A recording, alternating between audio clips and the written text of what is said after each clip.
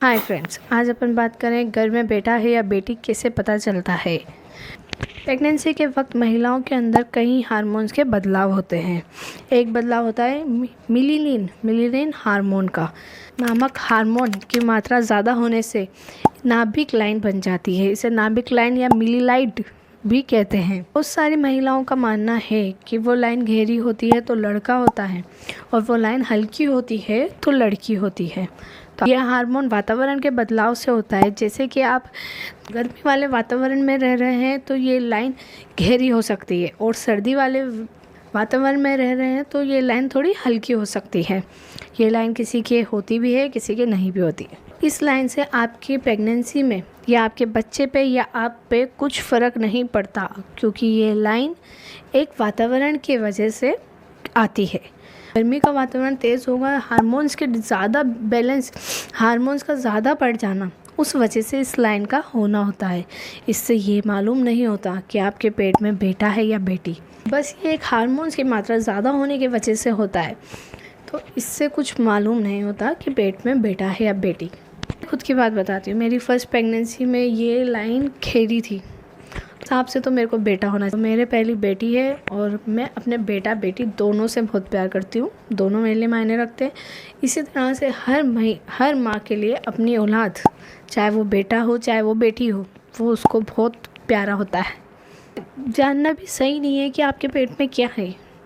हाँ, ये प्रेगनेंसी के टाइम में सबको होता है कि मेरे को पता लग जाए कि बेटा है या बेटी।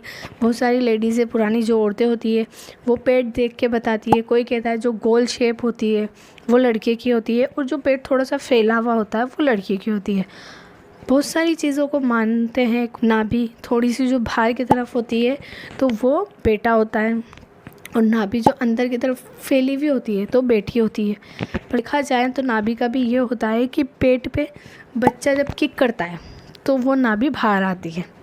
पर बहुत सारी लेडीज़ जो पुरानी अपनी दादी नानी है वो इन चीज़ों को मानती हैं। हाँ, पेट से हो सकता है कि पेट की शेप से भी बहुत सारे कहते हैं। लड़का जो होता है वो नीचे की तरफ होता है और लड़की जो होती है वो थोड़ी ऊपर की तरफ होती है। और सेकंड पॉइंट यह भी कहते हैं कि लड़कियां फुल टाइम लेके आती है और लड़के जल्दी आ जाते हैं। पर मेरे तो केस में दोनों, मेरे बच्चे दोनों ही जल्दी आए थे, बेटा भी बेटी भी। इन बातों को अपनी प्रेगनेंसी पे इतना ध्यान ना दें, चाहे बेटा हो या बेटी। सबसे अच्छी बात यही रहती है कि माँ और बच्चे दोनों हेल्दी रहें। फैमिली कंप्लीट होती है, बच्चा कुछ भी हो। क्योंकि आजकल जो हार्मोन डिस्टर्ब हो रहे हैं, इनबैलेंस हो रहे हैं, उस वजह से कहीं तो कंसीव ही नहीं कर पा रही, किसी के मिसकैरेज हो जाते हैं। इन शिकायतों को भी बहुत देखा जा रहा है।